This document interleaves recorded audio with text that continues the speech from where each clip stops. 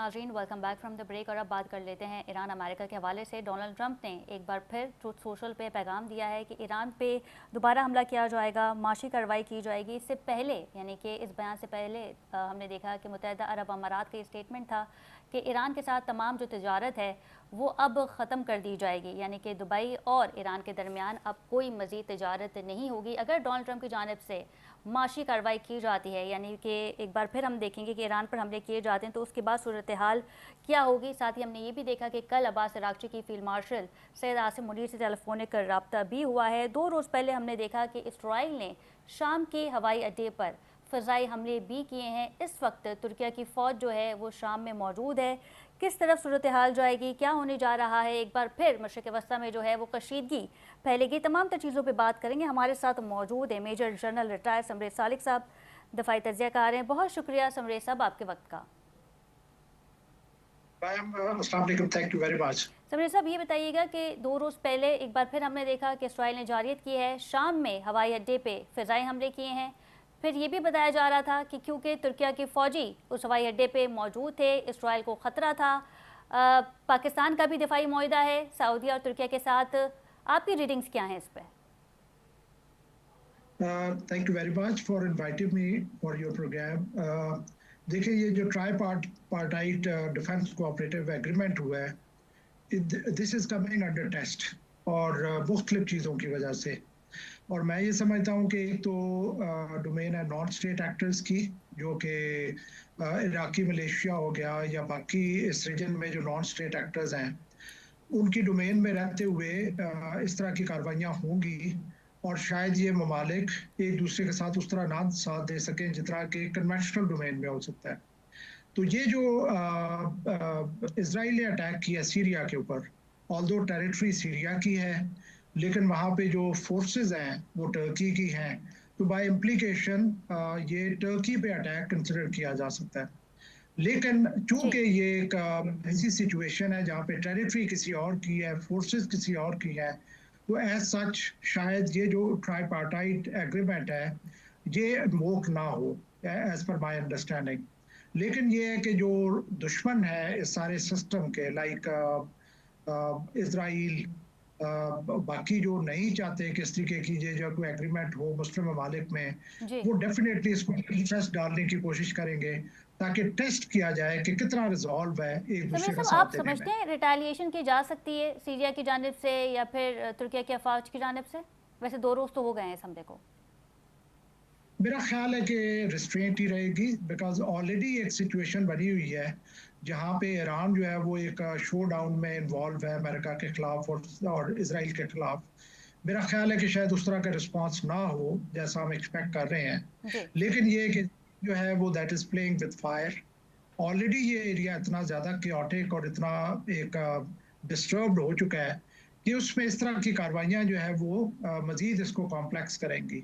क्योंकि इसराइल जो है वो नहीं चाहता कि अमेरिका इस जंग से निकले, जी और अमेरिका इस जंग से निकलना चाहता है, तो इसराइल जो है वो वेरियस एक्टिविटीज करता है जिसमें ये भी शामिल है कि वो चीज़ों को इतना मडी कर दे, चीज़ों को इतना वो गंदला कर दे पानी को, कि अमेरिका जो है वो उसके लिए निकलना मुश्किल हो जाए। तो Israel is doing as a working as a spoiler.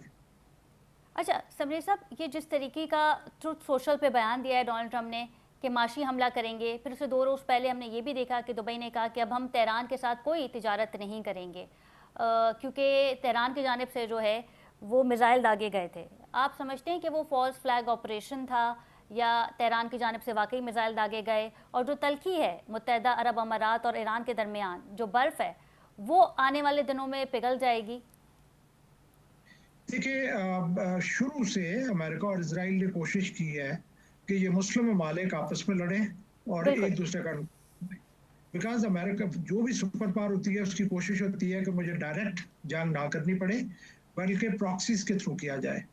Afghanistan में भी उसने इसी तरह की कार्रवाइयाँ की थी, और अभी जो है वो उनकी कोशिश पूरी रही है, जिसमें हमने जंग के दौरान भी देखा कि ऐसे फॉल्स फ्लैग ऑपरेशन होते रहे जो कि सऊदी अरेबिया पे हुए। सो ये जो है सब मतलब फॉग ऑफ वॉर है, वेरी हार्ड टू क्लियरली से कि ये मिसाइल्स कहाँ से आए। लेकिन डेफिनेटली एक वेज क्रिएट हो रहा है यूएई और ईरान के दरमियान में, और अमेरिका जो है वो अभी तक इस जंग से एक्सट्रिकेट नहीं कर पा रहा, बिकॉज अमेरिका के लिए बहुत बड़ा मसला हुआ स्ट्रेट ऑफ हॉर्मुज को खोलने का। जी। स्ट्रेट ऑफ हॉर्मुज की बंदिश है, उससे पूरा इलाका जो है वो इम्पैक्ट हो रहा है, और अमेरिका की अभी भी कोशिश है कि किसी तरीके से इन ममालिक को, ये जो नेबरिंग कंट्रीज हैं, इनको जंग में घसीटा जाए। अच्छा, आप समझते हैं कि ये जो ईरान और ओमान के दरमियान मामलात तय पा रहे हैं स्ट्रेट ऑफ हॉर्मुज को लेके, इस पे डोनाल्ड ट्रंप का बयान भी मौजूद है। फिर डोनाल्ड ट्रंप ने ये भी कहा कि इस वक्त स्ट्रेट ऑफ हॉर्मुज पे हमारी नाकाबंदी है और अमेरिका की इजाज़त के बगैर वहाँ से कोई शिप नहीं गुजरेगा। आने वाले वक्तों में हम देखेंगे कि दोनों जानिब से, क्योंकि ईरान ने भी नाकाबंदी की हुई है, वहाँ अमेरिका ने भी की हुई है, तो दोनों जानिब से जो है वो नाकाबंदी ख़त्म हो जाएगी। देखिए, अमेरिका जो है वो तो क्लेम कर रहा है कि ये मेरी टेरिटरी है, लेकिन ये कि ऑन ग्राउंड अगर हम देखें कि किसका इस वक्त इजारादारी है, इंडीड मतलब एक ऐसी सिचुएशन है कि जहाँ पे एक तरफ ईरान ने ब्लॉक किया हुआ है सब कुछ, वो किसी को नहीं गुजरने दे रहे, और फर्स्ट टाइम अभी कुछ दिन पहले उन्होंने अंडर वाटर ड्रोन्स का इस्तेमाल किया।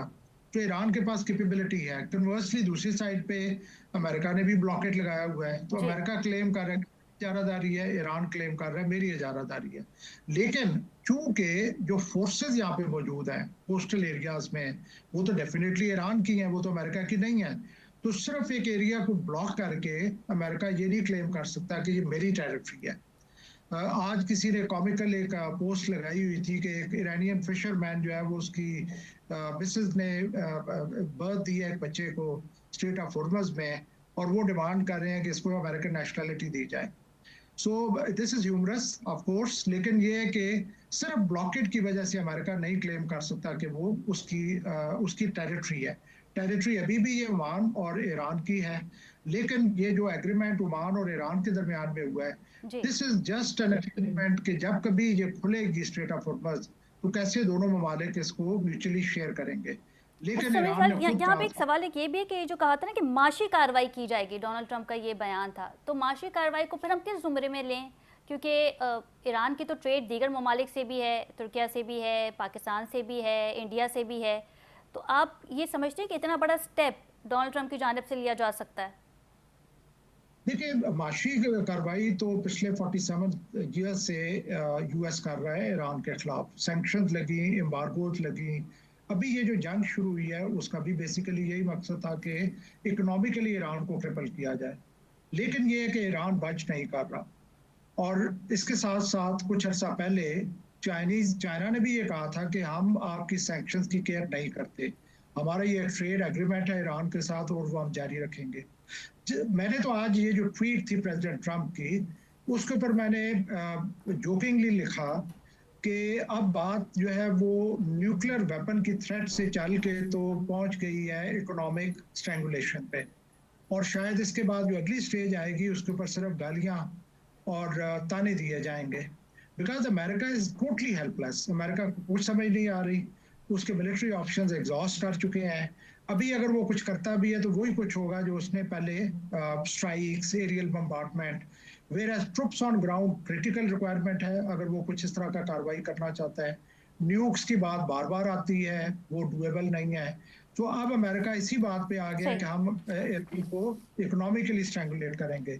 मेरा नहीं ख्याल कि ये सारी चीजें इतनी प्रैक्टिकल होंगी या इनका कोई बहुत ज्यादा सीरियस इम्पैक्ट होगा। एक जो रास्ता अभी भी ईरान को अवेलेबल है वो है थ्रू कैस्पियन सी, जी। जिससे कि उसकी जारी है रशिया के साथ और चाइना के साथ, और उसको बंद करना अमेरिका की इस वक्त कोशिश की गई है, लेकिन उसको फुली चोक करना अमेरिका के बस में नहीं है।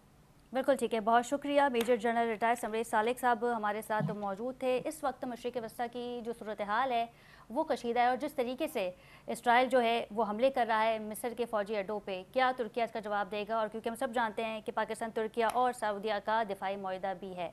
इसी के साथ प्रोग्राम का वक्त ख़त्म हुआ। अपनी मेज़बान खतीजा राठौर को इजाज़त दीजिए। अल्लाह निगहबान।